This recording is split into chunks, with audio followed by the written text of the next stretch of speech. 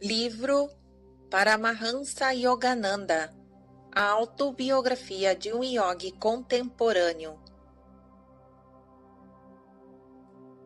Capítulo 32. Rama é ressuscitado.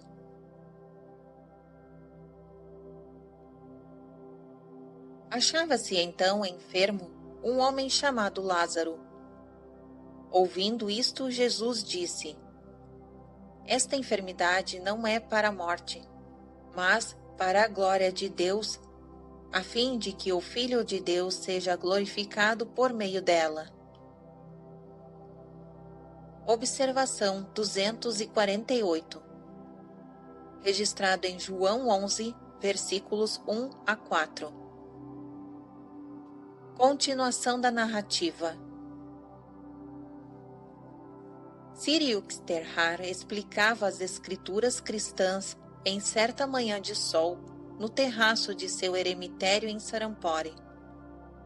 Além de outros discípulos do mestre, eu estava presente com um pequeno grupo de estudantes em Dhranchi. Nesta passagem, Jesus chama-se a si mesmo o Filho de Deus.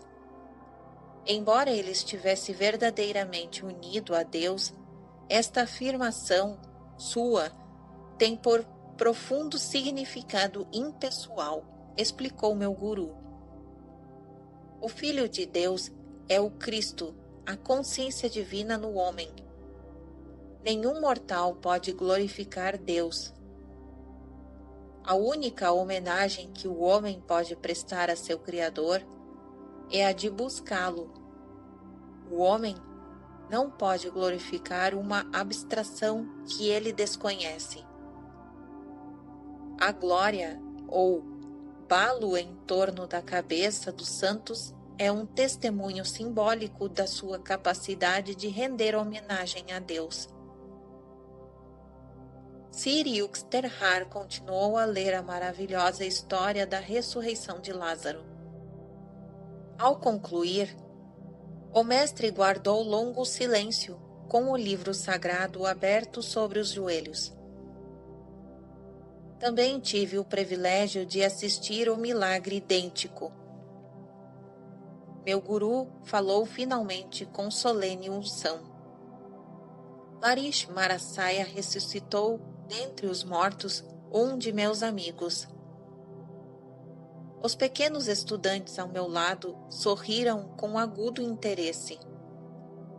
Em mim existia bastante meninice também, para apreciar não apenas a filosofia, mas em particular as prodigiosas experiências de Sri Yukteswar com seu guru. Meu amigo Rama e eu éramos inseparáveis. Começou o mestre. Sendo ele tímido e recluso, preferia visitar nosso guru Lakshmarasaya entre a meia-noite e a madrugada, quando se achava ausente a multidão de discípulos diurnos. Como eu fosse seu mais íntimo amigo, fazia-me confidências sobre muitas de suas mais profundas experiências espirituais. Eu encontrava inspiração em sua companhia ideal. A face de meu guru suavizou-se com recordações. Rama foi repentinamente submetido a uma prova severa. Continuou Sri Yukteswar. Ele contraiu a cólera asiática. Como nosso mestre nunca pusesse objeções aos serviços dos médicos em momentos de doença grave, 2 especialistas foram chamados. Em meio à frenética afobação para entender ao enfermo, eu rezava fervorosamente a Lakshmarasaya, implorando ajuda. Corri à casa de Lakshmarasaya e, soluçando, contei-lhe a história. Os doutores estão cuidando de Rama. Logo ele estará bom. Meu guru sorriu jovialmente. Regressei de coração leve para junto do leito de meu amigo, apenas para encontrá-lo moribundo.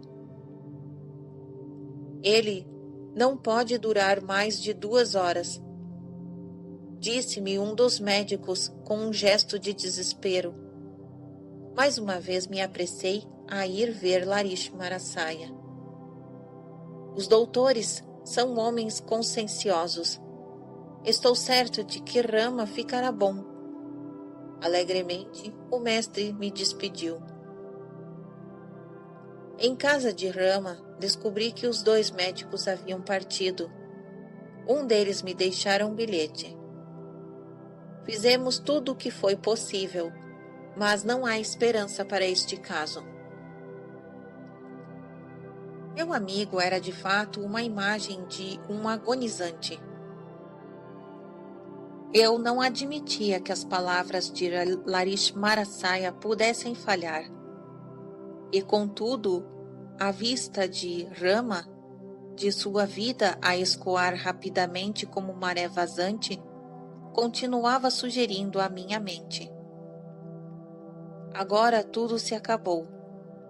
Debatendo-me assim entre ondas alternativas de crença e descrença, continuei a atender meu amigo, fazendo por ele o que melhor podia. Rama ergueu-se para gritar. Yugsterhar! Corra ao mestre e diga-lhe que parti. Peça-lhe que abençoe meu corpo antes da cerimônia fúnebre. Com estas palavras e um suspiro profundo, Rama entregou sua alma. Observação número 249. A vítima de cólera permanece muitas vezes consciente e racional até o momento da morte. Continuação da narrativa. Chorei durante 1 hora ao lado de sua cama. Ele, que sempre fora um amante da quietude, atingira então a imobilidade absoluta da morte. Outro discípulo entrou. Pedi-lhe que ficasse na casa até meu regresso. Semi-ofuscado, entorpecido, caminhei penosamente até meu guru. Como está Rama agora? O rosto de Larish Marasaya sorria em meio a uma auréola. Senhor, em breve verá como ele se acha. Falei sem pensar, emocionado. Em poucas horas verá seu corpo antes de ser carregado à área de cremação. Minha voz falhou e rompi em soluços abertamente. Yugsterhar, controle-se. Sente-se, acalme-se e medite. Meu guru entrou em Samadhi. A tarde e a noite decorreram em silêncios ininterruptos. Esforcei-me inutilmente para reaver a tranquilidade interior. Ao amanhecer, Larish Marasaya olhou-me consoladoramente. Vejo que você ainda está perturbado. Por que não me explicou ontem que esperava a minha ajuda tangível a Rama, sob a forma de algum remédio? O mestre apontou para uma lamparina com formato de xícara, contendo óleo de ricino. Encha uma garrafinha com óleo da lamparina e ponha 7 gotas na boca de Rama. Senhor, protestei. Ele está morto desde ontem à tarde. Que utilidade tem o óleo agora? Não importa, faça o que lhe digo. A atitude alegre de Larish Marasaya era incompreensível para mim. Eu ainda não encontrara alívio para minha desolação. Depois de transferir a pequena porção de óleo para um frasco, parti para a casa de Rama. Encontrei rígido o corpo de meu amigo no abraço da morte. Sem dar atenção ao aspecto cadavérico, abri seus lábios com o indicador e a mão direita. Com a mão esquerda e o auxílio de uma rolha, verti o óleo gota a gota entre seus dentes cerrados. Quando a 7ª gota se tocou nos lábios frios, Rama estremeceu violentamente. Seus músculos vibravam da cabeça aos pés, enquanto ele se sentava espantado. Vi Lakshmanasaya num esplendor de luz, gritou ele. Ele fulgurava como o sol. Levante-se, abandone o sono, ordenou-me ele. Venha com Sri Yukteswar, venha me ver. Eu mal podia acreditar em meus olhos quando Rama se vestiu e se mostrou forte bastante para caminhar. Caminhou até a casa de nosso guru, depois daquela moléstia fatal. Ali ele se prostrou aos pés de Lakshmanasaya com lágrimas de gratidão. O mestre transbordava de júbilo. Com um ar travesso, piscou um olho para mim. Yukteswar, disse ele, doravante certamente você não deixará de levar consigo uma garrafa de óleo de ricino. Sempre que vir um cadáver, é só administrar o óleo, pois 7 gotas de óleo de lamparina devem aniquilar sem dúvida o poder de Yama. Observação 250. Yama significa o Deus da morte. Continuação da narrativa. Guruji, em que ridículo o Senhor me coloca? Não entendo, por favor. Indique-me a natureza de meu erro. Eu lhe disse 2 vezes que Rama ficaria bom. Entretanto, você não acreditou inteiramente, explicou Lakshmanasaya. Eu não quis dizer que os doutores seriam capazes de curá-lo, simplesmente disse que eles estavam cuidando dele. Nenhuma relação de causa e efeito havia entre minhas afirmações. Não quis interferir no trabalho dos médicos. Eles têm de viver também. Com voz vibrante de alegria, meu guru acrescentou: recorde, sempre que o inesgotável Paramatman pode curar qualquer um, com médico ou sem médico. Observação 251. Paramatman significa literalmente a alma suprema. Continuação da narrativa. Vejo meu erro. Reconheci com remorso. Sei, agora, que sua simples palavra está vinculada a todo o cosmo.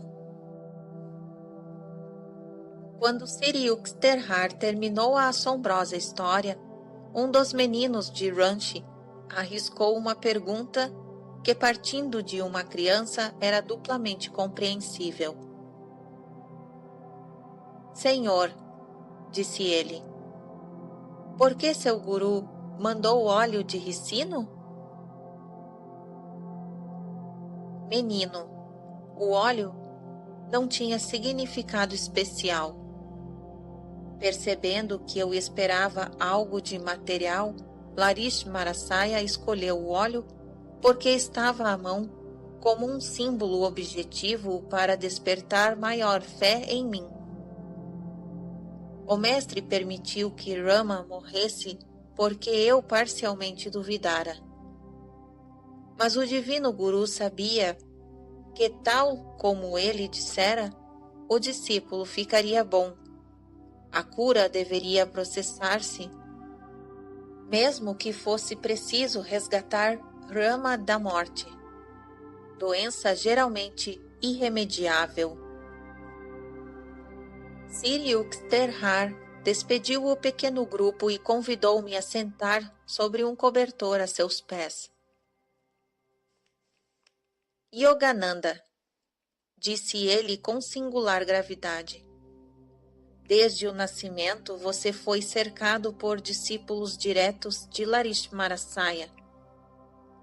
O grande mestre viveu sua vida sublime em reclusão parcial e recusou-se categoricamente a permitir que seus adeptos formassem qualquer organização fundamentada em seus ensinamentos.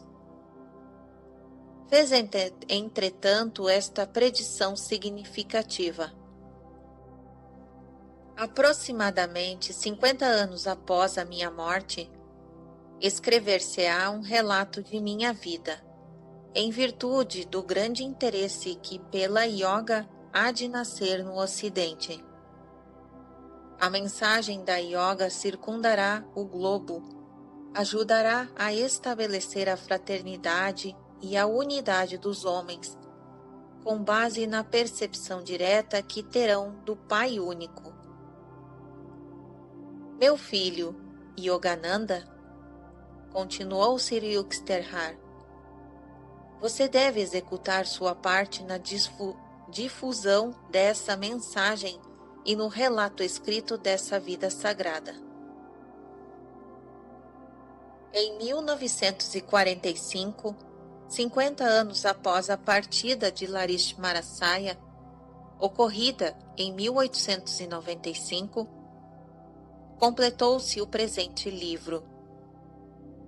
Não posso deixar de admirar a consciência de que o ano de 1945 assinale também o início de uma nova era, a idade das revolucionárias energias atômicas.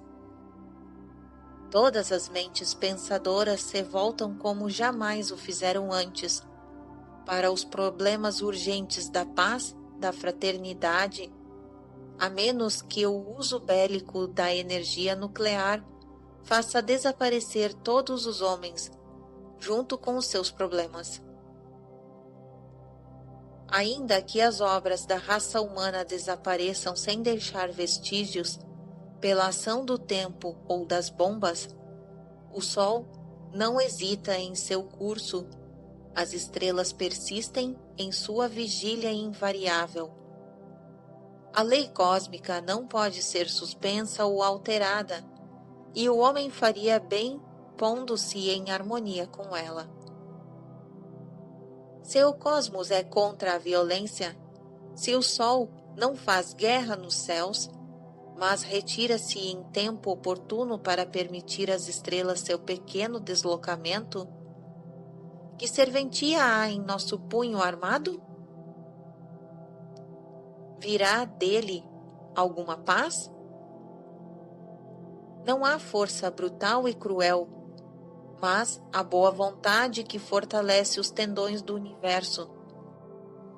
A humanidade, em paz, conhecerá os frutos da vitória sem termo, mais doces ao paladar que quaisquer outros nutridos em solo de sangue. A Liga das Nações efetiva será uma liga natural e anônima dos corações humanos. Observação 252. Diremos hoje a ONU efetiva, a Organização das Nações Unidas que substituiu a Liga. Data de 26 de junho de 1945, ano em que o autor terminou a redação de sua autobiografia. Ele aqui se refere à futura existência de uma fraternidade de povos baseadas conscientemente em filiação divina. Continuação da narrativa.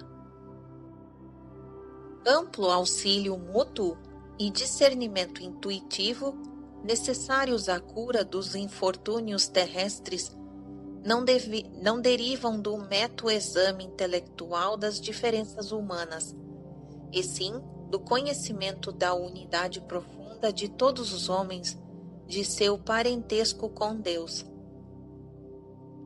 Para atingir o supremo ideal do mundo, a paz através da fraternidade, possa a yoga, ciência da comunhão pessoal com a divindade, difundir-se com o tempo entre todos os homens em todas as terras.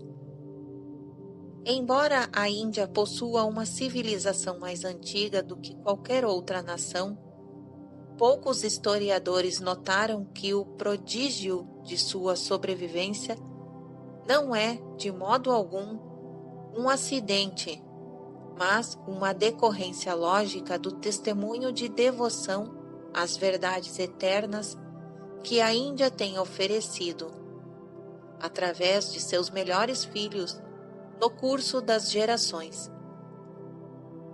Por essa absoluta continuidade de ser, pela intransitividade perante as eras históricas, poderão os empoeirados eruditos dizer-nos quantas?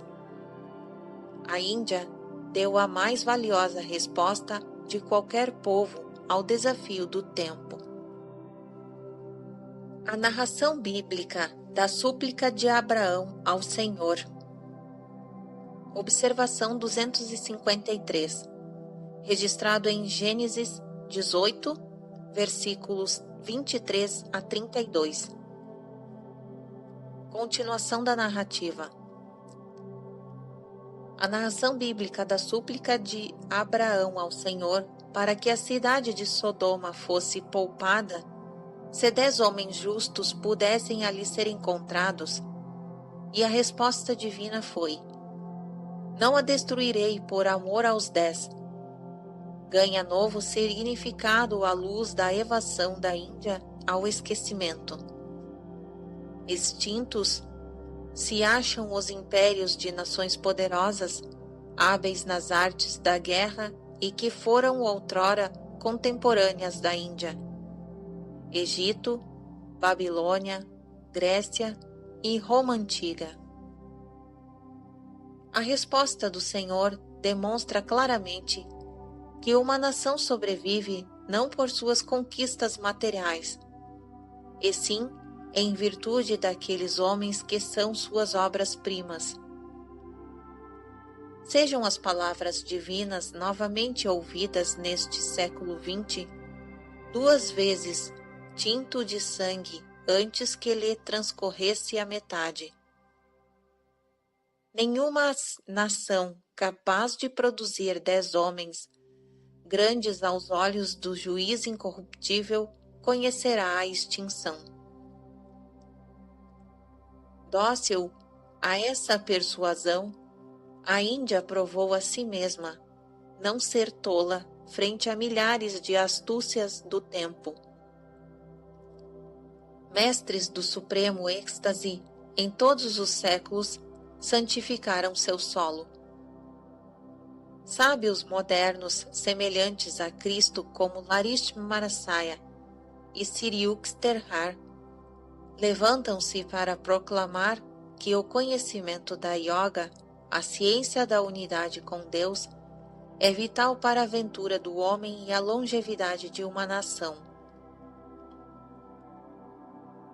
Sobre a vida de Larismarasaya e sua doutrina universal, aparecem impressas até hoje informações muito escassas. Observação 254.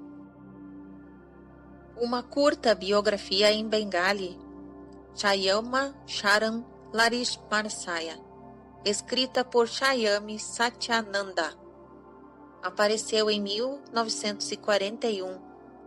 De suas páginas traduzi algumas passagens para este capítulo sobre Larismarasaya. Continuação da narrativa. Durante 3 décadas, na Índia, América e Europa, encontrei sincero e profundo interesse por sua mensagem de yoga libertária. No Ocidente, onde as vidas dos grandes yogis modernos são pouco conhecidas, fazem-se necessária agora, conforme ele mesmo previu, uma biografia deste mestre. Larish Marasaya nasceu em 30 de setembro de 1828, numa piedosa família de brahmanes da antiga linhagem. Sua terra natal foi um vilarejo em Gurney, no distrito de Nadia, perto de Krishnaganar, em Bengala. Ele era filho único de Muktas Kashi, segunda esposa de Gaur Mohan Larish, homem que gozava de reputação e estima. A primeira mulher, após o nascimento de 3 filhos, morrera durante uma peregrinação. A segunda mãe de Larish faleceu quando este era menino. Pouca informação temos a respeito dela, exceto um fato revelador. Era ardente devota do Senhor Shiva, designado nas escrituras Rei dos Yogis. Observação 255. Um dos aspectos da Trindade Divina, Brahma, Vishnu, Shiva, cuja obra no universo é respectivamente a da criação, perseverança e dissolução e restauração. Pronuncia-se Shiva e às vezes Siva, representando na mitologia como o senhor dos renunciantes. Shiva aparece em visões a seus devotos sob vários aspectos, como Mahadeva, o asceta de cabelos trançados, e Nataraja, o bailarino cósmico. Para muitas mentes é difícil conceber Deus sob o aspecto de Shiva ou destruidor. Bustadanta, devoto de Shiva e autor do hino Mam Mastava, pergunta num queixume: por que tu criaste os mundos apenas para destruí-los? Seguem-se uma estrofe desse hino traduzida para o inglês por Arthur Avalon. Pele vigorosa, marcação rítmica de teus pés, a segurança da terra subitamente perigou. Pelo movimento de teus braços, fortes como barras de ferro, as estrelas no éter viram-se dispersas. Açoitados por teus cabelos soltos, os céus se transtornaram. Em verdade, tu dançastes bem. Mas perturbar o mundo a fim de salvá-lo, que mistério é esse? O antigo poeta conclui, porém, grande é a diferença entre minha mente, capaz de entender pouco e sujeita a sofrimentos, e tua glória imorredoura que ultrapassa todos os atributos. Fim da observação 255. Continuação da narrativa. O menino, cujo nome completo era Shaiwama Charan Larish, passou a primeira infância em seu lar ancestral em Gurney. Com a idade de 3 ou 4 anos, sentava-se frequentemente em posição yogi, debaixo das areias, seu corpo inteiramente oculto, menos a cabeça. A propriedade da família foi destruída no inverno de 1833, quando o vizinho rio Jalange mudou de curso e desapareceu nas profundezas do Ganges. Um dos templos a Shiva fundado pelos Larish desapareceu no rio, junto com sua residência da família. Um devoto salvou a imagem de pedra de Senhor Shiva das águas turbilhonantes e colocou-a em novo templo, hoje muito conhecido como o lugar de Shiva em Gurney. Guar Mohan Larish e sua família abandonaram Gurney e passaram a residir em Benares, onde o pai imediatamente erigiu um templo a Shiva. Ele dirigia seu lar segundo a disciplina védica, observando regularmente cerimônias de culto, atos de caridade e estudo das escrituras. Todavia, justo e de ampla compreensão, aproveitava dentre as ideias modernas e benéficas. Em Benares, o menino Larish recebeu lições de Hindi e Urdu com alguns companheiros. Frequentou uma escola dirigida por Joy Narayan Gorsal, recebendo instrução em sânscrito, bengali, francês e inglês. Dedicando-se ao estudo rigoroso dos Vedas, o jovem yogi ouvia com avidez as discussões sobre as escrituras. Entre os eruditos brahmanes, um dos quais, Nagpata, era um estudioso Mahabharata. O adolescente Shawami Charan, por sua bondade, delicadeza e coragem, era querido de todos os seus companheiros. Com físico bem proporcionado, saudável e forte, sobressaiu em natação e em muitas outras proezas de habilidade manual. Em 1846, Shawami Charan Larish casou-se com Srimati Kashi, filha de Sri Debnarayan Singhal. Modelar esposa hindu, Kashimoni executava seus deveres domésticos alegremente e respeitava a tradicional obrigação de dona de casa, a de servir os hóspedes e os pobres. 2 filhos santos, Tinkouri e Dukouri, e 2 filhas, abençoaram a união. Aos 23 anos de idade, em 1851, Larish Marasaya assumiu o posto de contador do Departamento de Engenharia Militar do governo inglês. Recebeu muitas promoções durante seu tempo de serviço. Assim, não foi apenas um mestre aos olhos de Deus, mas também um homem de sucesso nesse mundo, no diminuto drama humano, onde desempenhou humilde papel como funcionário de repartição.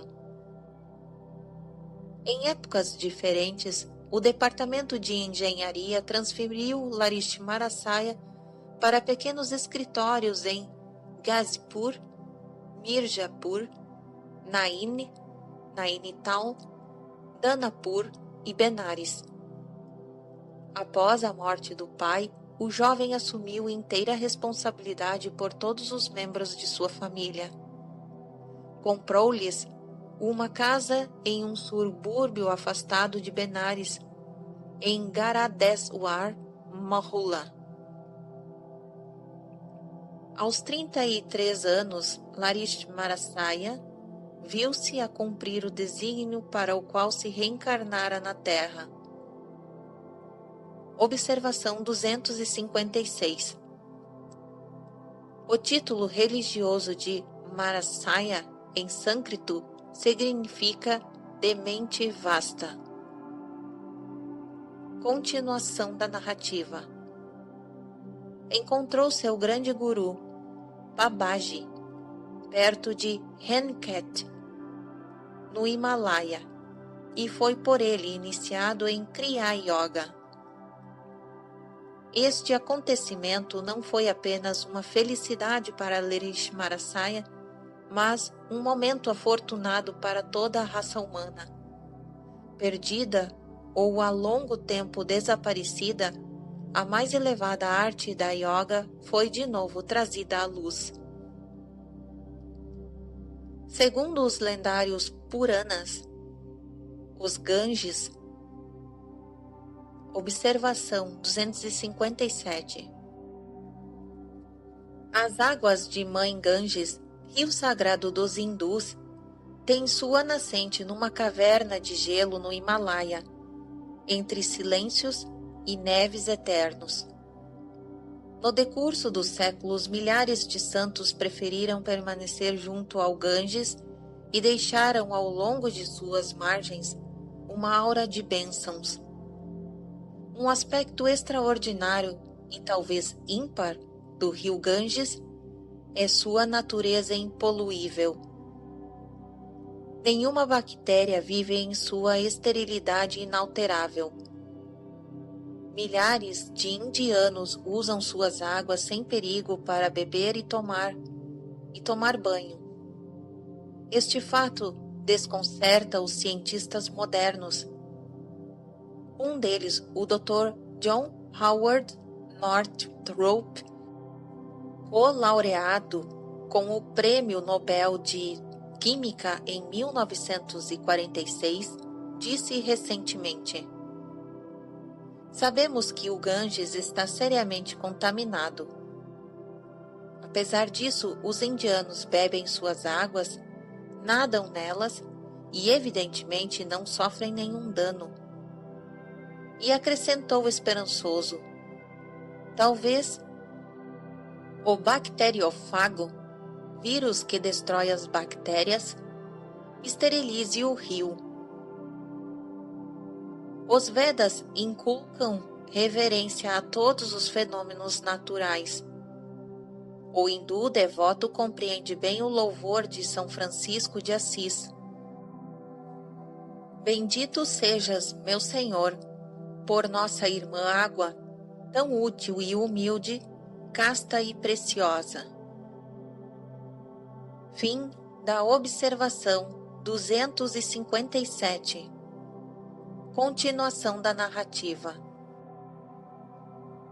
Segundo os lendários Puranas, o Ganges baixa do céu à terra para oferecer um trago divino ao sedento devoto Bhagirath. Assim, também, em 1861, o rio celestial de Kriya Yoga começou a fluir das secretas fortalezas do Himalaia para as suas ressequidas moradas dos homens. Fim do capítulo 32.